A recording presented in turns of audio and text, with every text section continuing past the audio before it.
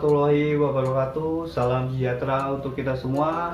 Kali ini kita akan belajar tentang cara berpikir kronologis, cara berpikir diakronik, dan juga cara berpikir sinkronik.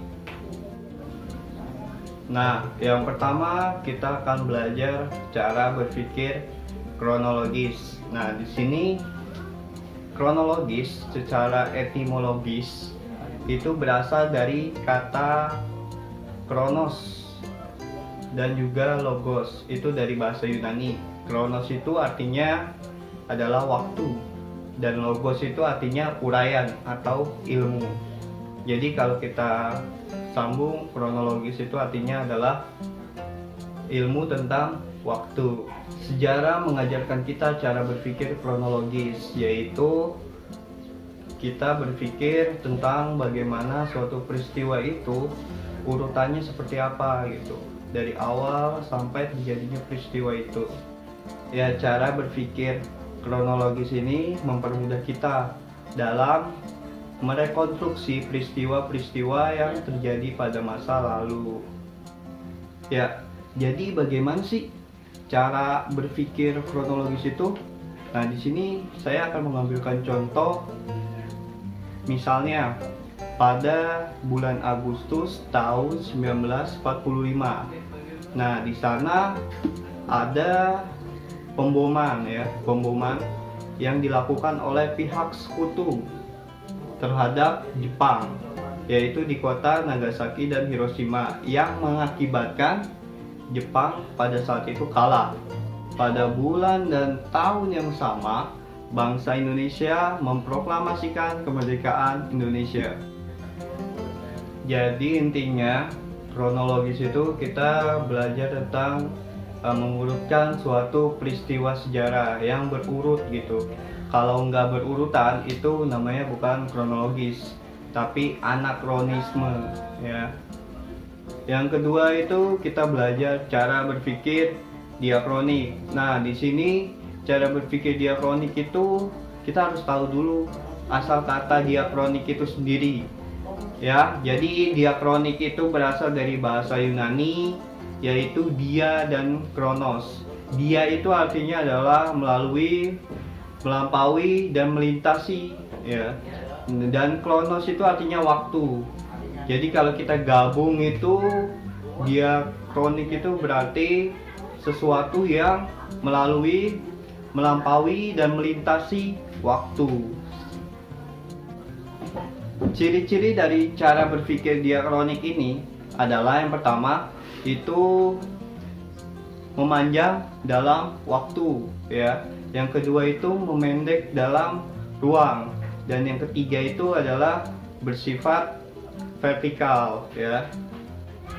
Ya, dari ciri-ciri tersebut kita bisa melihat contohnya itu seperti peristiwa Perang Diponegoro dari tahun 1825 sampai 1830. Lalu juga ada peristiwa penjajahan Jepang dari tahun 1942 sampai tahun 1945. Masih berhubungan dengan pembatasan waktu. Nah, di sejarah juga mengenal yang namanya istilah periodisasi. Nah, istilah periodisasi ini artinya adalah mengklasifikasikan peristiwa-peristiwa sejarah itu dalam suatu tahap-tahap atau pembabakan tertentu. Nah, kita nggak mungkin belajar sejarah dari awal sampai akhir langsung gitu kan. Kita pasti belajar melalui tahapan-tahapan gitu. Nah, contoh dari periodisasi ini adalah kita bisa ngambil periodisasi dari sejarah Indonesia. Nah, sejarah Indonesia itu dimulai dari masa praaksara, masa Hindu-Buddha, masa Islam, lalu sejarah Indonesia pada masa penjajahan atau pendudukan bangsa Barat, lalu yang kelima itu tentang pendudukan dan penjajahan daripada bangsa Jepang, lalu yang keenam itu masa revolusi, yaitu setelah kemerdekaan, lalu yang ketujuh itu masa Orde Lama ya. yang ketiga, yang kedelapan ya. Yang kedelapan itu masa Orde Baru, dan yang kesembilan sampai sekarang itu adalah masa reformasi. Nah, yang ketiga itu adalah cara berpikir sinkronik. Nah, kata sinkronik itu berasal dari bahasa Yunani juga. Sin itu artinya dengan, dan kronos itu ada waktu. Jadi sinkronik itu adalah dengan waktu. Jadi bisa kita artikan bahwa sinkronik itu adalah berkaitan atau berhubungan dengan suatu peristiwa pada waktu tertentu. Ciri-ciri dari cara berpikir sinkronik ini adalah yang pertama itu memendek dalam waktu. Lalu yang kedua itu memanjang dalam ruang. Nah, ini semua kebalikan daripada diakronik. Dan yang ketiga adalah bersifat vertikal ya. Jadi sinkronik dalam sejarah adalah kajian yang lebih menitik beratkan pada gejala-gejala yang lebih meluas pada sebuah peristiwa. Contoh cara berpikir sinkronik itu misalnya kita ingin meneliti tentang perekonomian pada masa pendudukan Jepang. Nah, yang kita teliti itu waktunya itu hanya pada masa pendudukan Jepang aja. Tapi peristiwanya itu akan kita lebih dalami lagi gitu, secara terstruktur. Bagaimana sih perekonomiannya gitu.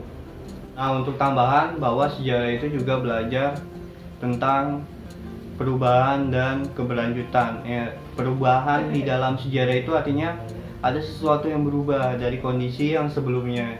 Kalau keberlanjutan itu artinya suatu peristiwa itu berlangsung lama, terus menerus gitu, berkesinambungan seperti itu.